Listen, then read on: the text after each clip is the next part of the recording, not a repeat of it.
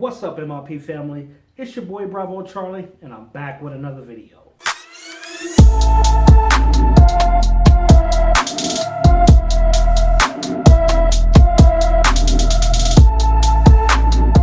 What it do, family? So we back in the building, and I wanted to talk to you guys today about a couple of things. One is a story time, naturally. But the second is, if you had an opportunity to catch a glimpse of my last video, you'll see at some point during that video we were talking about parents that start YouTube channels for their kids and how kids are becoming successful from it. I'd love to give a special shout out to Trini Yaya.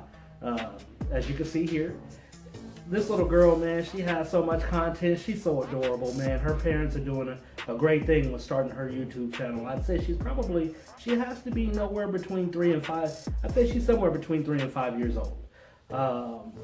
So yeah, her link's down in the description, man. Be sure to go check out her content. If you have little girls that are between 3 and 5, let them check out the content with you. They might fall in love with her, and it might inspire them to want to, be creative and start their own YouTube channel. If not, hey, no harm, no foul. Just be sure to like, comment, share, and subscribe.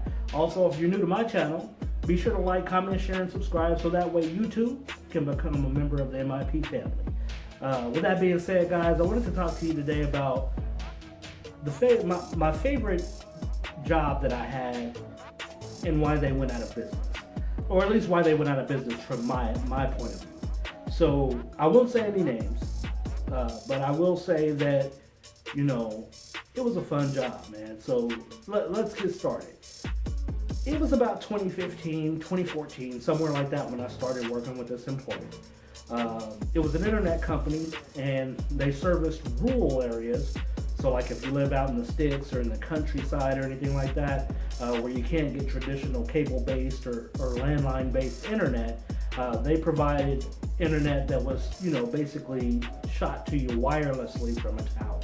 I started this job, man, from a temp service. So I went to a temp service, and the lady at the temp service was like, hey, I can get you in on this job that was very similar to the job that you had at Cox Communications. For those of you guys that are not familiar with Cox Communications, they are a pretty big internet provider out here in the Midwest. They also have Comcast and different providers in different areas. Anyhow, she said it's very similar to what you were doing at Cox. You get paid an hourly wage, plus you can make commission if you get hired on full time. I was like, great, let's go for it. So I started working this job, and like the day I started there, they had us out somewhere way out in the country somewhere. It's a small town, man, going door to door. It's a predominantly white town. I felt a little out of place, I'll admit. I was the guy walking around. I had cornrows, tattoos, and stuff like that. And I'm, going door to door, knocking on these people's doors. Luckily, my manager at the time was with me, so I didn't have to do it alone. It was a cool job, man. One of the first things I experienced at that job that I hadn't experienced at any other job was drinking on the job. I can remember the first time we had a meeting, like a company-wide meeting. And mind you, it's not a big corporation. It's a small, locally owned company. Probably at the time had 50 employees. But we had a team meeting. I'm the only one there that's an actual temp employee. Everyone else there is actual employees. So we're sitting in the meeting, we're having a conversation, and the owner of the company is, going over his part of the meeting or whatnot. And I noticed everyone has a beer in their hand. You know what I mean? So everyone has a beer in their hand. He was drinking some type of hard liquor. I can't remember what it was. I don't remember if it was a brandy, a cognac. I don't remember. But he was drinking something different. Everyone else had beer in their hands. I'm not really much of a beer drinker. But he offered me, some of his drink.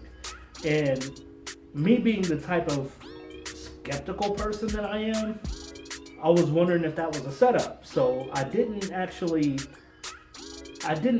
accept the drink. I was kind of hesitant because I'm like, dude, I'm a temp employee. I understand they all have drinks in their hands, but I'm a temp. I don't work here, so I don't know what this is about. So, initially I was kind of like, no, that's okay, I'll pass. And he was just kind of like, the impression I received from him was like, either we can trust you to drink with us or you won't be coming back. So I ended up accepting the drink, still thinking that I wasn't going to come back. And I'd say less than 30 days later, I was hired on full time. With that being said, even within that 30 days, we used to have a minor league baseball team here called the Wranglers. We had to set up a booth at the Wrangler Stadium, to give away paraphernalia for the company and, just little small trinkets and stuff like that. Well, I volunteered to do this because I wanted to get out of the house. I wasn't doing anything. So I volunteered to actually go and man the booth with one of my other coworkers. So I manned the booth, we're sitting there, and then all of a sudden, we start seeing all of our fellow coworkers come in, whether it's, people that are, same level as you, or then you start to see managers and see whatever O's, and then the owner came in. Well, I'm sitting at the booth. I'm literally sitting at the table, working with people in the crowd and giving away small trinkets and, like koozies and keychains and things like that. And the owner comes up to the table. Don't have a drink. And I was like, well, no, sir, I'm on the job. And he was like, oh, okay. He goes and comes back with this big ass glass of beer and sits it down right in front of me. Was like, go ahead and drink it. And I was like, but I'm working. You know what I mean? And he was like, it's okay, go ahead and drink it.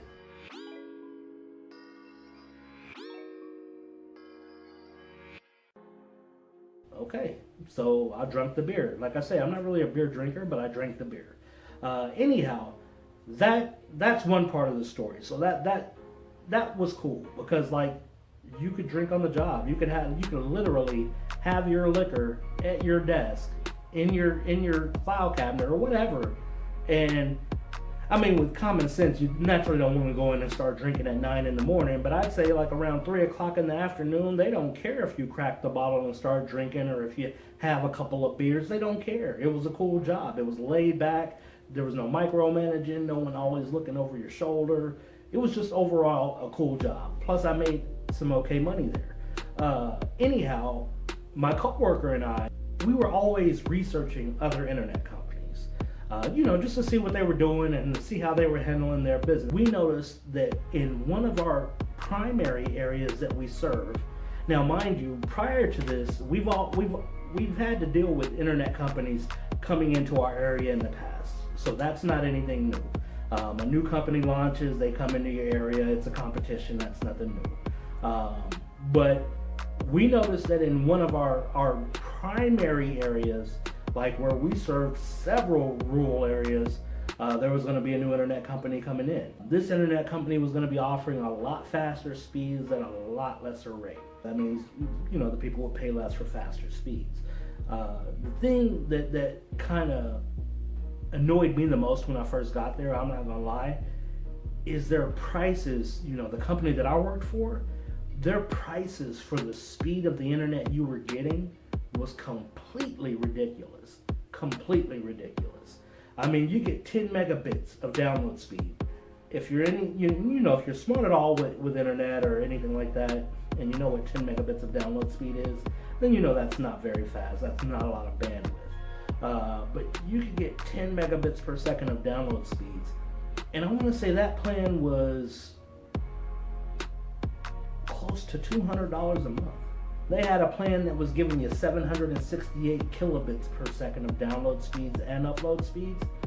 And that plan was like 60 something a month, close to 60 a month.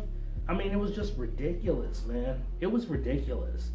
And prior to, finding out about this other company, my coworker and I, we had approached, our executive staff and we informed them. We asked them like, hey, man, are we ever going to do anything about these prices? Like, these prices are astronomical. They're ridiculous. And, we were pretty much told, no, there's nothing we're going to do about it. Okay, fair enough. So we left it alone. Then we started hearing about this other company that I was saying we were researching or whatnot, and we found their website. Well, they just so happened to be attached to a co-op for that same community, so they were able to launch, grow, etc. pretty fast because pretty much everyone that they were going to be servicing were already their customers in some capacity. My coworker and I, after we researched this company and found out the speeds they were offering at the prices they were offering, which they were offering 25 megabits of download speeds for what we were offering 768 kilobits per second. They were offering 50 megabits per second of download speeds for what we were offering our 5 megabits for. And it was just ridiculous. The prices were just crazy on our end. This company was coming up on the verge of launching, and we went back to the executive staff and was like, hey, what can we do to lower these prices? Because we have information that this new company is coming into our biggest market. And based on what we've seen with the speeds that they're offering, at the rate that they're offering, they're going to steal all of our customers. And we were pretty much told again, the prices are what they are. They're never going to change. Deal with it. And we're just like, how do we deal with it if we don't have customers? You know what I mean? So we left it alone again.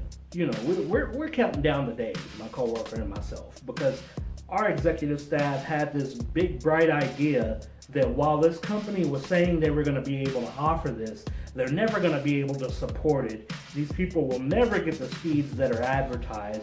These people will never, be happy with this new provider because they'll be crashing and they won't get what they're offered. They had this bright idea that was fact, and they were just going based off of a hunch. So needless to say, man, this company came in, and for the first time in my tenure there, which if you combine the years, I was there for about 4 to 5 years. But during my tenure there, that was the first time I actually feared for my job.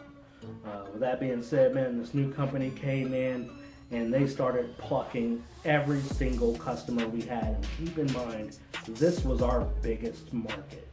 Now, I didn't get a chance to see all of that because prior to all of that happening, the owner/CEO laid me off at the beginning of, laid me off at the beginning of 2019. Yeah, laid me off at the beginning of 2019. And then all of this stuff started happening. New company launched. They're starting to steal all the customers. The current CEO brought in someone else to take over his position. The new CEO, he was left with a shit show, man. Just to be fair to him, he was left with a shit show, and he was trying to do whatever he could to make it right. It was too little too late. He started allowing us to be able to drop the prices tremendously. He even started allowing us, because our 25 megabit plan, let me rephrase that. So he came in and he started trying to right the wrongs, but it was too little too late. By November of 2019, the new CEO asked my coworker, my previous coworkers, like, hey, do you guys know anyone that would be good at sales, blah, blah, blah, blah, blah. And I guess a couple of people mentioned me. So he brought me in, we had a meeting. I told him, I was straight up with him. I said, hey, I can't come back unless you meet or beat what I'm currently making. I said, because the salary I left with was ridiculous, you know what I mean? And he was like, what are you currently making? I told him. He was like, okay, I'll give you this, which was $1 more than what I was currently making. I was like, all right, cool. So I came back because I love the job. It was, like I said, it was a laid back job. I had a big desk, a big area to myself. It was just a laid back atmosphere. So anyhow, coming back into it, I actually started to see how things were progressing and how bad things really were. To the point to where there were legal matters between the new CEO and the old CEO. There were issues between the board and the old CEO, and the company was just going downhill. Because this new company came in and they did exactly what they said they would do. They were giving the customers exactly what they were offering to the customers. I had customers that were telling me on a 10 megabit download speed, although they got unlimited internet each month, which means, they didn't have any data caps, we didn't throttle them or anything like that. They were still having a hard time watching Netflix and things like that on a 10 meg download speed. Whereas a new company offered 25 megabits download speed, and I had people calling me that were customers saying that they were just trying the new company out, and they were able to actually get, 3 or 4 TVs doing Netflix simultaneously with the new company without any hiccups. So yeah, they definitely want to go ahead and cancel our service. They're going to stick with the new company. Well, after so many cancellations, they then had me implement a retention process. It was just too little too late, man. They wanted us to start matching what the competitor offered. But the lowest speed that the competitor offered was the fastest speed that we offered. So the lowest they offered was a 25 meg. The fastest they offered was a 100. The fastest we offered was a 100. Was a 25. So they started telling us to match the cost of the 25 meg with their 25 meg. I mean, guys, we were doing any and everything. Whether it was matching the price, giving customer service for free for several months or for a year. We were doing everything to try to keep these customers, and it just wasn't working.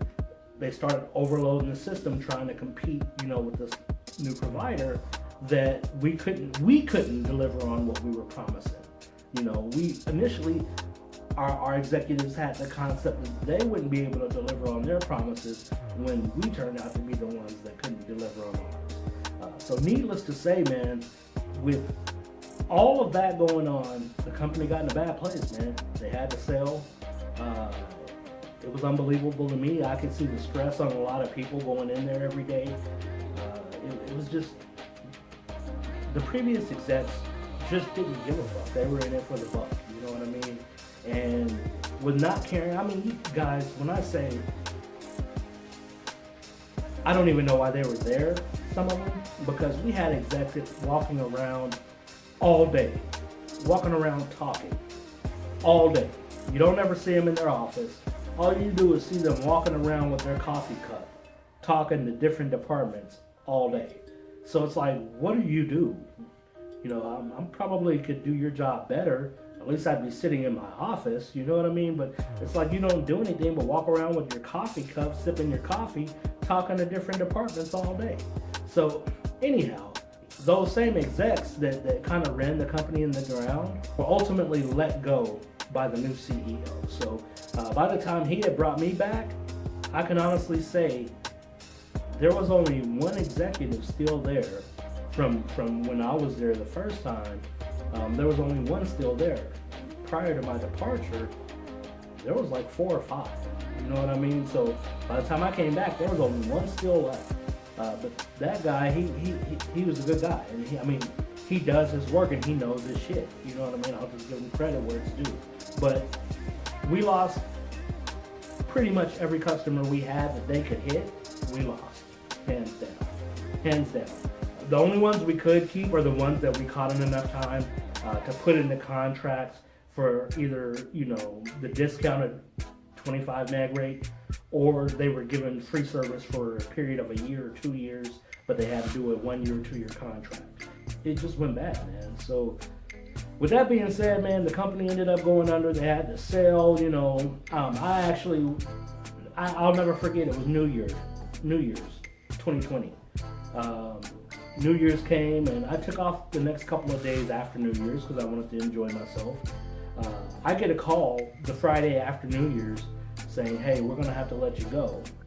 Unfortunately, with the way things are going, we're having to scale back, and we're gonna have to let you go." Now, I do stand corrected on something I said earlier. It was January of 2018 that he laid me off. It was November of 2018 when the new CEO brought me. Was it 2018? A lot's happened, guys, so you gotta forgive me, man. Hell, it may have even been 2017. So let me just think about it, and I'll get back with you here in a moment. Okay, so it was January of 2017 when the owner laid me off. It was November of 2017 when the new CEO brought me back. I worked there a little over a year because I remember, discussing with my coworkers and celebrating being back a year. And then it was January 2019 New Year's, that Friday after New Year's, when they called me and said they were going to have to let me go because they're going to have to downsize, unfortunately, due to all the losses that the company has incurred. So with that being said, they ended up selling, being bought out by another company, another internet company. And I guess that internet company just pretty much did away with all of the previous employees, maybe with the exception of a couple. But other than that, pretty much everyone that worked for them. The moral of the story is, don't be so full of yourself in your endeavors, whether it's your business, whether it's your life, that you can't take advice from someone else. Even if they are in a lower stature than yours. Just because they're in a lower stature doesn't mean that their advice is not valid. You know what I mean? So we tried going to these guys well before this new company launched, and they just wouldn't listen to us. And look at the shit it got them in. So, guys, that's story time for today, man. Remember, conquer your fears, man. Conquer your fears. Don't ever be too proud to accept advice. It's your boy Bravo Charlie, and I'm out.